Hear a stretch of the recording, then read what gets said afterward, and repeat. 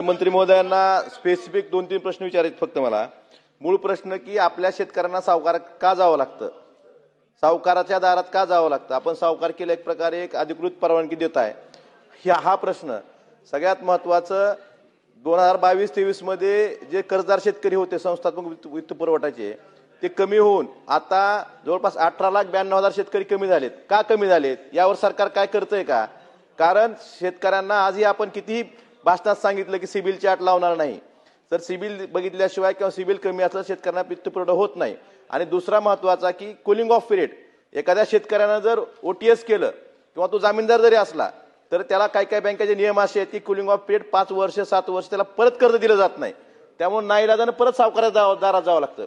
तर सिबिलच्या बाबतीत आणि कूलिंग ऑफ पिरियडच्या बाबतीत फक्त भाषणात न करता प्रत्यक्षात कारवाई करणार का? आणि सिबिल बघितलं म्हणून सिबिलमुळे कर्ज नाकारणाऱ्या कुठल्या एका बँकेवर फौजदारी गुन्हा दाखल केलाय का, याचं उत्तर द्यावं।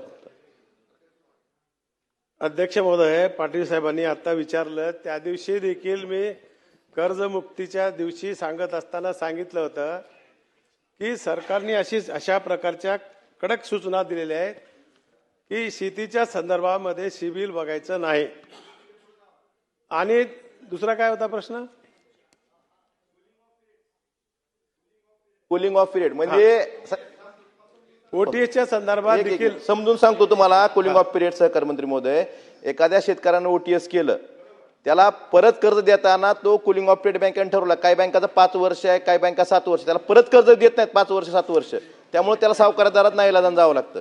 ह्या संदर्भात शासनानं फक्त सूचना देऊन थांबणार नाही, कारवाई काय केली सांगा।